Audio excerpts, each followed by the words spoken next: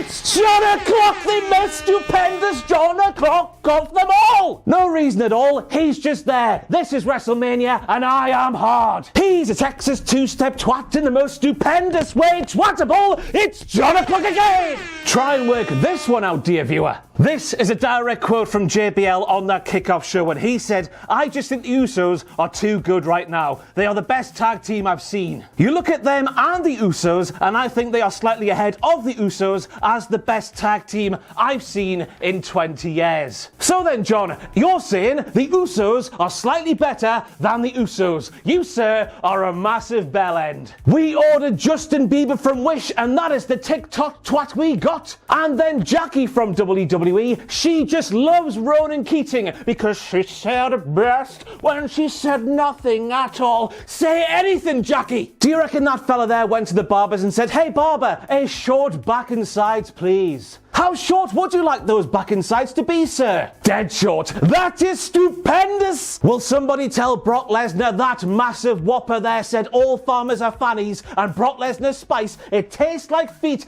For God's sake, somebody tell Brock Lesnar he said that. What the hell did we do to deserve that segment in particular right there? That segment there and just about the entirety of that WrestleMania 30 kickoff show, for goodness sake, it was absolutely horrible. So horrible, I wanted to push my fingers into my eyes. I'm just asking the question, why did it need to be 2 hours long if we're having no matches whatsoever? Right then, everybody, this one's weird. A little while ago, I tweeted that right there, that on the WrestleMania kickoff show, that happened there.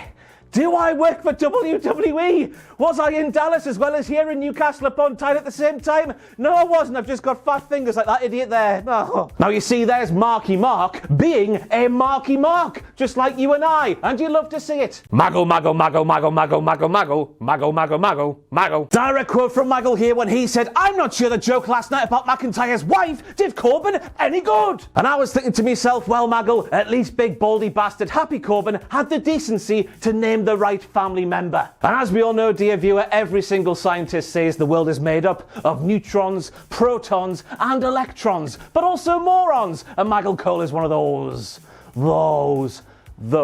And then Daddy Drew McIntyre becomes the first ever person to kick out of a big baldy bastard Happy Corbin end of days. Angela, he did it! And you, dear viewer, because this happened finally, you need to grab 2 animals, 2 bottles of Iron Brew, 2 neeps and tatties, and head for the bastard border because the end is nigh, the end is nigh, time to run away, the end is nigh.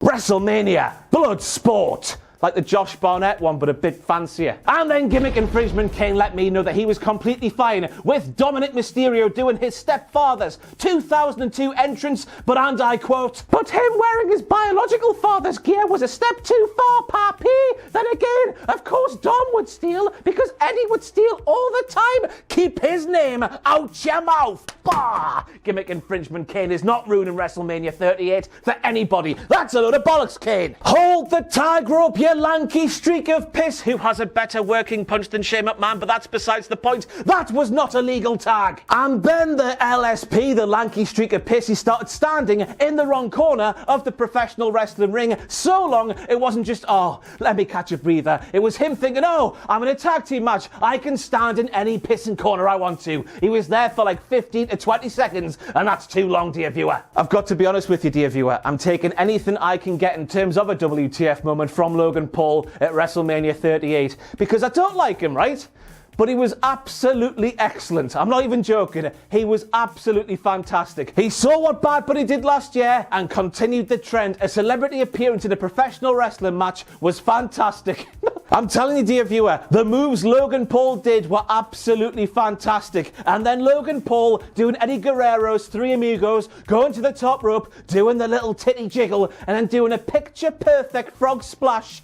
My God, he was very good. There's so much WTF, I need to sit down. But then The Miz turned on Logan Paul, not in a sexual way. He said, "Hello, I'm your friend in the build-up to WrestleMania. Let's get me to WrestleMania. I'm The Miz, and I'm going to use Logan Paul to get to WrestleMania. Here we are at WrestleMania. Let's wrestle a good match. Let's win the match, and then bosh, kaboom, stop, drop, kaboom, baby, rub my nipples. Logan Paul, you're a sack of SHIT, and I want nothing to do with you." That's what The Miz said to Logan Paul, and that's a WTF moment. And obviously, just because we didn't see this one coming, and because of where next year's WrestleMania is going to be, the main event of WrestleMania 39, Panty Line, let me see you do it one more time, will be Logan Paul versus The Miz. You mark my words. But I swear down, when the marching band was making their entrance, they were doing chants of Bull S-H-I-T, Bull S-H-I-T, Bull S-H-I-T. Go back and watch it. I swear down, that's what my ears heard. Please go back and watch it and tell me my ears are right. And if they are right, let me tell you, marching band, I was all over that Bull S-H-I-T because it was some fantastic S-H-I-T. Up yours, YouTube, for not letting us swear. And then we saw a Molly go round turn into a Molly go to sleep, you bitch. It wasn't intended, but my goodness, did Becky Lynch make Bianca Belair's cheeks wobble.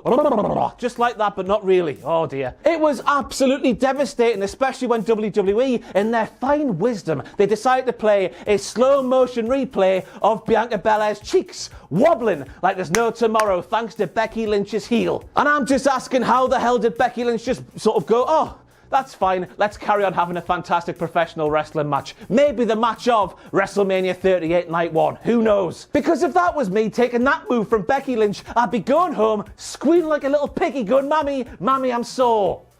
I'm pathetic. And I don't know what you were thinking during this entrance, dear viewer, but I was just thinking, I hope the Cookie Monster is okay. Because Seth Rollins, if you have harmed the Cookie Monster to make that jacket there, I'll burn your house down. Me want cookie.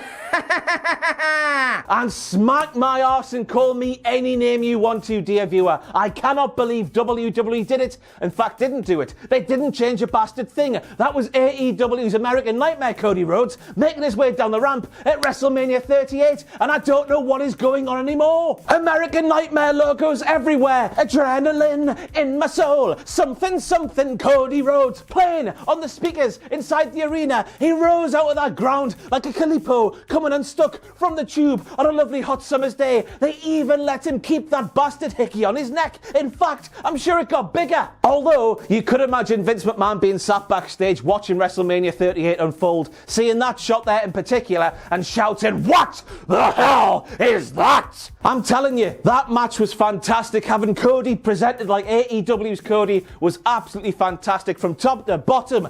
Well done, WWE, and thank you. Oh, me knees. Oh, me knees. Thank you, Jesus, it wasn't Shane McMahon. Thank you, Jesus. Welcome back to the big leagues, bitch. Said Seth Rollins to Cody Rhodes. The same Seth Rollins who said that a few short days ago. And WWE, we told you back in 2019 when he's put his foot in his own mouth too many times, Seth Rollins doing interviews, it never, ever, ever, ever, ever.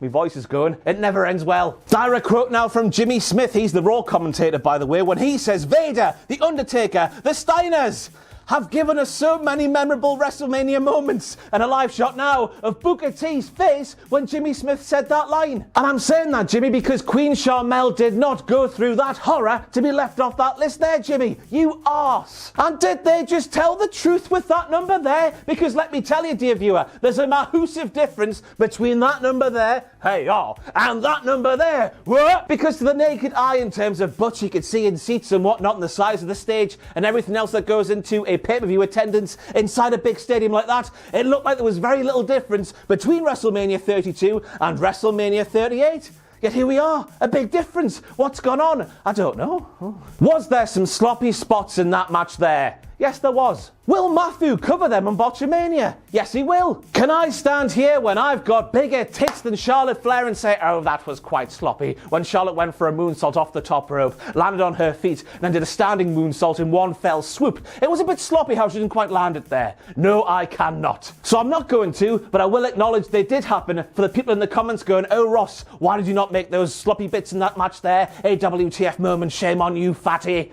Well, there you go, I've said them, I've acknowledged them. Mago, mago, mago, mago, mago, mago, mago, mago, mago, mago, mago. Nobody has ever gotten out of a figure eight, said Michael Cole. Now, to be honest with you, dear viewer, I couldn't think of a moment on a pay-per-view when this had happened, but I knew for a fact it has happened. It's Charlotte Flair, she's been wrestling for bare time, and she's put on bare figure eights. It's bound to have happened. So what I did, being a fantastic professional wrestling journalist, I googled Charlotte Flair figure 8 reversed. And that came up there, said, has happened, Michael Cole, therefore that call. It was a WTF moment. You can't hide anything from me, son. But then we have to go on to the finish. A big boot from Charlotte Flair, a move that is nowhere close to being one of her finishing maneuvers, is the match she used to beat Ronda Rousey at WrestleMania 38 in the biggest match of her career, the second biggest match of her career.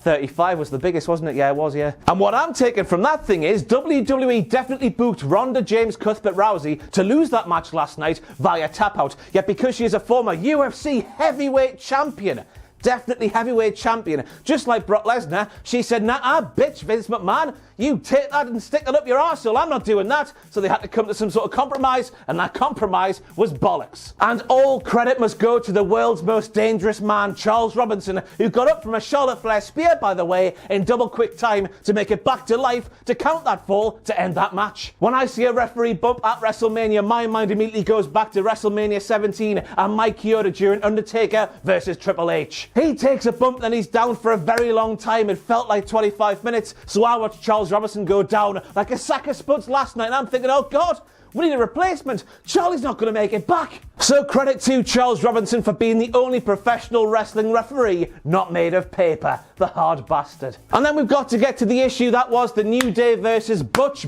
Botch and Bitch, according to Xavier Woods, being cut out of WrestleMania 38 due to time constraints. Now this is a massive WTF moment when you remember WWE played every video package they had access to in one night. I'm not even joking. We had promo packages going through the life and times of Bobby Lashley, the life and times of Sasha Banks, Superstars we know very well indeed, and superstars we did not need to see video packages on. Why did they do it? Why couldn't they have taken those out and put the wrestling back in? Who knows? Who knows? We could be stood here tomorrow night with Butch, Botch and Bitch taking on the New Day. It's fantastic from Xavier Woods, that. Butch, Botch and Bitch taking on Xavier and Kofi in the kickoff show to tomorrow night. That's what they should do if they have a heart. But since they don't, who knows what might happen? It's a shame for the lads. I hope they're okay. And then you're watching that final thing of the night and you're thinking, oh God, the chairs are in the ring, the signs are in the ring, Stone Cold's not wearing his attire. It's just going to be a KO show, one stunner, drink a beer, Byron Saxton assaulted, let's go home and have a party. But then Kevin Owens challenged Stone Cold Steve Austin to a match, and that thing there has got to be a WTF moment. For the first time in 19 years, Stone Cold Steve Austin having a professional wrestling match, and it was absolutely fantastic.